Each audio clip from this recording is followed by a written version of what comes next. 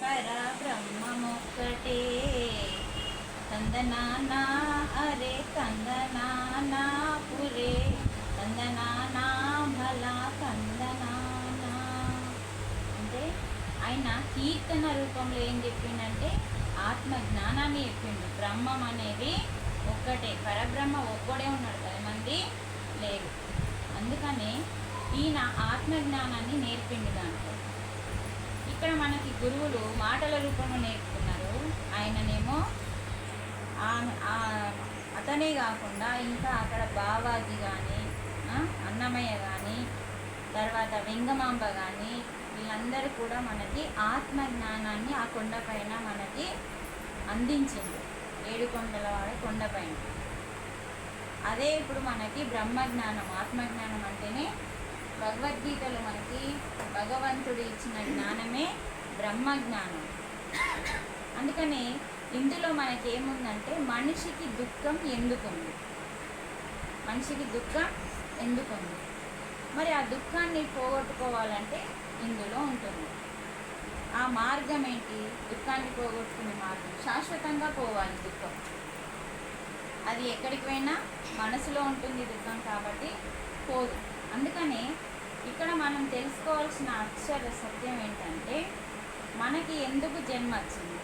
కర్మ ఉంది కాబట్టి. మనం చేసిన మనకేమన్నా అనారోగ్యం వచ్చిందనుకోండి, మంచాలవాడి భోగిస్తున్నాం అనుకోండి, లేకపోతే సరి అయిన అత్త భర్త దొరకనప్పుడు మనం ఏమనుకుంటాం? అంతా నా కర్మ అనుకుంటామా?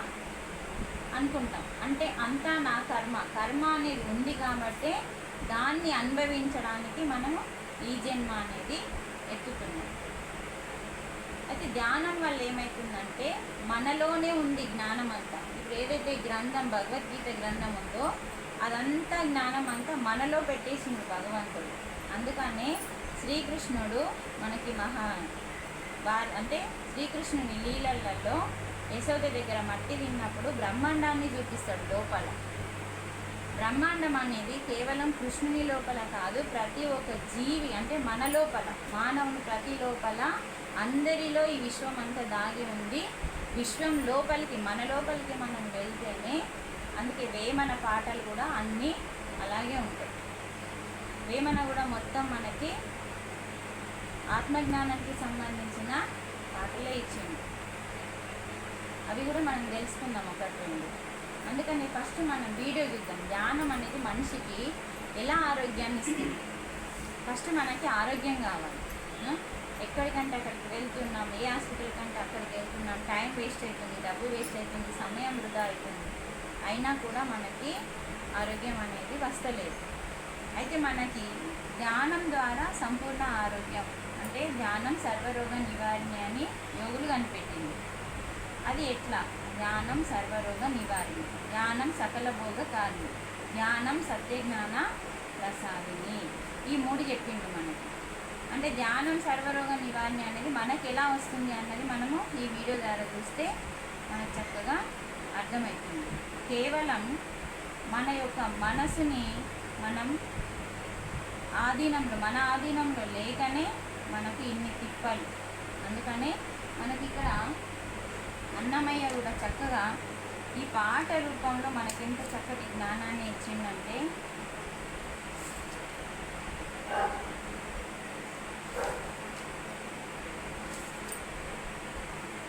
గాలిలోన పుట్టి గాలిలోన పెరిగి. ఇది అన్నమయ్య వేమన గారిదేనా పాట. దాదాపు మనం చిన్నప్పటి నుంచి స్కూళ్ళలో ఈ పాట నేర్చుకుంటున్నాం. అంటే మనం గాలిలోనే పుట్టినాం. అసలు గాలి లేకుంటే మనం బ్రతకలేము, అందరం ఆగిపోతాం, చెట్లన్నీ ఆగిపోతాయి, శ్వాస అనేది ఆడదు. అంటే గాలిలోన పుట్టి గాలిలోన పెరిగి గాలిలోన మర్మ మెరుగవయ్యా. అంటే గాలిలో ఏముందంట? మర్మం ఉంది. అంటే ఏం దాగి ఉంది? గాలి లోపల దైవం అనే తత్వం దాగి ఉంది. దాన్ని నువ్వు ఎరగట్లేదు. అందుకని ముక్కులోన గాలి ముక్తికి దారయ విశ్వదా విరామ వినురవేమ. గాలిలోన పుట్టి గాలిలోన పెరిగి గాలిలోన మర్మ మెరుగవయ్యా. ముక్కులోన గాలి ముక్తికి దారయ్య.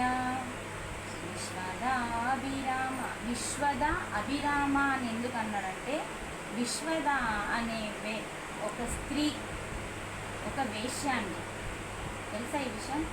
కొందరికి తెలుసు, మిగతా వాళ్ళకి తెలియదు. అంటే అమ్మ ఈమె వేమన దగ్గర ఉండే ఆమె, ఈమెని వేశ్య అంటారు. కానీ ఆమె ఒకరోజు సత్యం తెలుసుకొని ఈ తుచ్చమైన శరీరం కోసమా నేను ఇంతగానం ఇచ్చేస్తున్నాను అని చెప్పి సత్యం తెలుసుకొని, వేమన విశ్వద ఇద్దరు సత్యం తెలుసుకొని విడిపోయి, అప్పుడు వేమన గుహలలో తపస్సు చేసి ఈ యొక్క అన్ని పద్యాలని మన ప్రపంచానికి అందించింది. విశ్వద అప్పుడు సత్యం తెలుసుకొని ధ్యానం చేసి ఒక ఒక యోగిగా మారింది, ఒక పుణ్య స్త్రీగా మారింది. తన యొక్క పాపాన్నంతా కడిగేసుకొని ధ్యానం ద్వారా ఒక పుణ్య స్త్రీగా మారింది. వీరిద్దరి మధ్యలో ఉన్నారు ఎవరు అంటే అభిరాముడు. అంటే చిన్నప్పటి నుంచి వేమనకి స్నేహితుడిగా ఉన్న ఒక వ్యక్తి అభిరాముడు. వీళ్ళిద్దరి మీదనే ఈ యొక్క అంటే పద్యాలన్నింటినీ వేమన గారు పాడి చూపించారు. ఇదంతా మనకి ఈ పద్యాల రూపంలో వేమన మనకి ఆత్మజ్ఞానాన్ని బోధిస్తుంది. అంటే ఇప్పుడు మనకి ఏం అర్థం కావాలా? ఈ ముక్కులో ఉన్న గాలే ముక్తికి దారి. ముక్తికి దారి అంటే ముక్తి అంటే ఏంటి అసలు? ముక్తి అంటే ఎంతమందికి తెలుసండి? ఏంటి అసలు దాని అర్థం ఏంటి? పరమార్థం ఏంటి? ముక్తి అందరికీ కావాలి. దాని పరమార్థం ఎక్కడన్నా విన్నామా, లేకపోతే చదివామా, ఎవరన్నా చెప్తే తెలుసుకున్నామా? ముక్తి అంటే ఏంటిది? ఇంకా ముక్తి అంటే మేడం ఒక ఆమెనన్న కనీసం ఆన్సర్ చెప్పింది. ఏంటిది? మళ్ళీ జన్మ రాకపోవడం కాదు, దుఃఖం లేకుండా చేసుకోవడం. ఫస్ట్ దుఃఖము లేకుండా, మన జీవితంలో దుఃఖం అనేది లేకుండా చేసుకున్నప్పుడు, అంటే తనది ఆన్సర్ కరెక్టే, ఫస్ట్ ఈ స్టెప్ నుంచి రావాలి. అప్పుడే మనకి దుఃఖం లేకుండా ఎప్పుడైతే మనం ఎదుగుతామో అప్పుడు మనము ఇలాంటి జ్ఞానానికి దగ్గరయ్యి ఈ జ్ఞానాన్ని తెలుసుకున్నప్పుడు అప్పుడు మనకి జన్మ లేకుండా చేసుకుంటాం. అదే మోక్షము అంటే. అర్థమైందా? మరి దుఃఖం లేకుండా చేసుకోవాలి అంటే మరి ఏం చేయాలి అని ఈ యొక్క శ్లోకంలో చెప్తున్నాడు. ముక్కులోని గాలి ముక్తికి దారి. ముక్కులో ఉన్న గాలిని నువ్వు పట్టుకుంటే అసలు ముక్తికి దారి ఎలా దొరుకుతుంది అన్నది చెప్తున్నాడు వేమన గారు. అంత గొప్ప సత్యాన్ని మనకి ఎలుగెత్తి చాటునా కూడా మనకి ఈ యొక్క విషయాన్ని ఇంకోటి ఏమంటుండు, చదువులు చదవనేల, మనం చదువుకునే చదువులు చదవనేల. కానీ ఇక్కడ ఏమంటుండు, ఇంకా సన్యాసి కానేల, చావు పుట్టుక లేని చదువుమన్నాడండి. వేమన గారు ఏం చదువుకోమన్నాడంటే చావు పుట్టుక లేని చదువు, కేవలం ఒకే ఒక చదువు, బ్రహ్మజ్ఞానము లేకుంటే ఆత్మజ్ఞానము. దీనికి చావు ఉండదు, పుట్టుక ఉండదు. ఇలాంటి చదువు ఏ ఇల్లాలైతే చదువుకుంటుందో ఆ ఇల్లాలి చదువు ఇంటికి వెలుగుగా మారుతుంది అన్నారు. రైటా రాంగ్? వాళ్ళు చెప్పింది ఎప్పుడు రైటే ఉంటుంది. మనకు అర్థం కాకపోతే మనం ఎట్లా రాంగ్ అంటాం కదా. అంటే గొప్పవాళ్ళు కదా చెప్పింది. మరి అలాంటప్పుడు ఇల్లాలి చదువు ఇంటికి వెలుగని మనం ఎన్నో స్కూళ్ళలో చూసినాం చిన్నప్పటి నుంచి. మనం ఏమనుకున్నాం, భూమి మీద ఏ పాఠశాల ఏదైతే ఉన్నాయో ఆ పాఠశాలకి వెళ్ళి అది చదువుకుంటే సరిపోతుంది అనుకున్నాం, సరిపెట్టుకున్నాం అది చదివే. కానీ ఎప్పుడైతే గురువులు భూమి మీదకి వచ్చి ఆ చదువు, దానికి ఏంటి మరణం ఉంది ఆ చదువుకి, కానీ చావు పుట్టుక లేని చదువు ఎవరైతే చదువుకుంటారో అప్పుడు ఆ చదువుకి మరణం లేదు. అప్పుడు ఆ స్త్రీ చదివినప్పుడు ఇంటికి వెలుగుగా, అంటే ఆత్మజ్ఞానం ఉన్న ఒక స్త్రీ ఏమవుతుంది, ఎవరిని తనను తాను అసహించుకోదు, తనను తాను గౌరవించుకుంటూ ప్రేమించుకుంటూ ప్రతి ఒక్కరిని ప్రేమిస్తూ గౌరవిస్తుంది. ఆత్మజ్ఞానంతో పిల్లల్ని సరైన మార్గంలో పెంచుతూ ఇంటిని తీర్చిదిద్దుకుంటుంది, మోక్షానికి దారి వెతుక్కుంటుంది. మన చదువు అనేది ఇందులో ఉంది.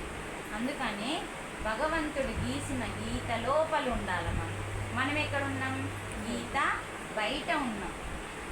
ఎందుకంటే కొందరి ఇళ్ళల్లో ఉంటుండొచ్చు, అందరి ఇళ్ళల్లో భగవద్గీత ఉందో లేదో నాకైతే తెలియదు, కానీ మొత్తానికైతే ఉండాలి. ఒకవేళ ఉంటే చదవాలి, చదివితే పరమార్థం చేసుకోవాలి. దాని యొక్క పరమ అర్థం ఏం చెప్తున్నాడు అది తెలుసుకోవాలి. ఇప్పుడు మనం చూస్తూ ఎక్స్ప్లెయిన్ చేసుకుందాం. ఈరోజు